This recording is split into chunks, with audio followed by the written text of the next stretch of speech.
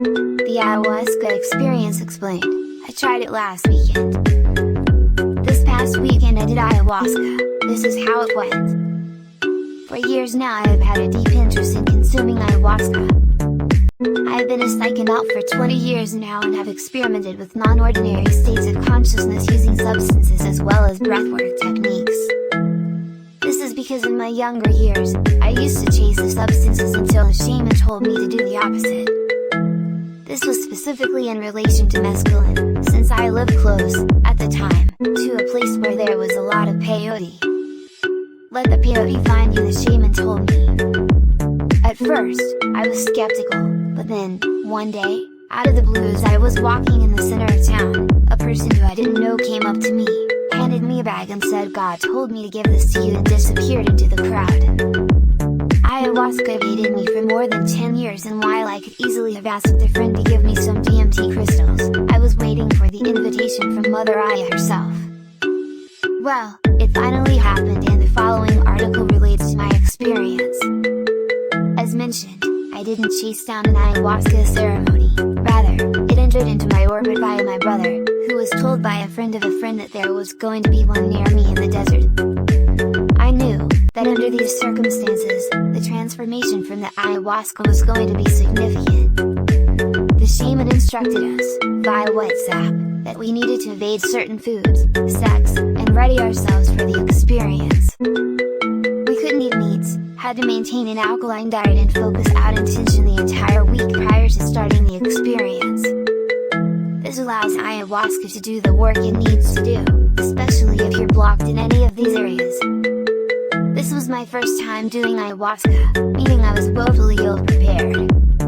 They told us to bring a sleeping bag and some blankets and a pillow, but I didn't know we were going to be in the middle of the desert on a concrete floor.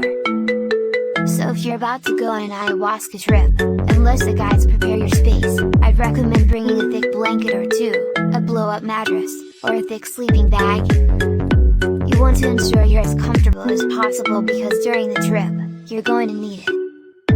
You also will want to bring some Gatorade or something to help you preserve some liquid, since you'll most assuredly be puking or shitting yourself throughout the experience.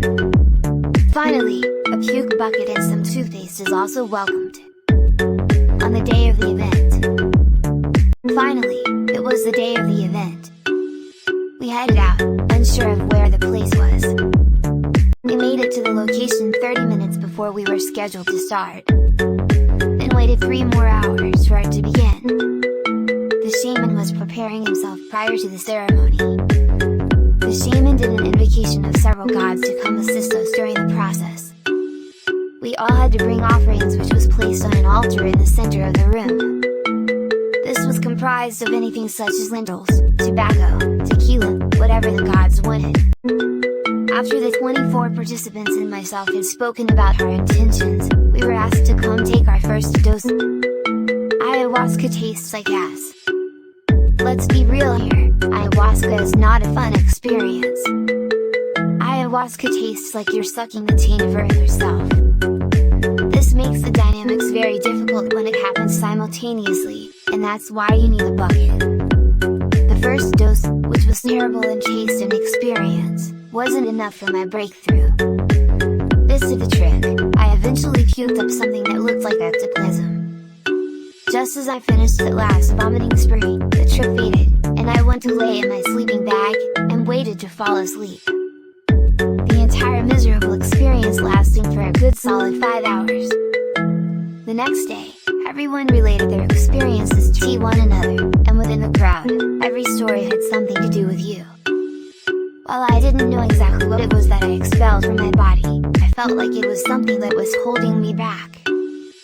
I can honestly say, that ayahuasca was one of the worst experiences I'll gladly do again. Of course, this is one experience.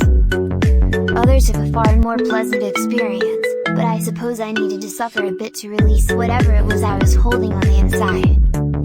But for now, all I can say is that ayahuasca is a hardcore substance that people cannot abuse, simply because it tastes like nasty incarnate.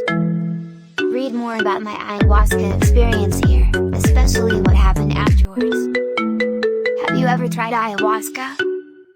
If so, let Let me know in the comments your experience.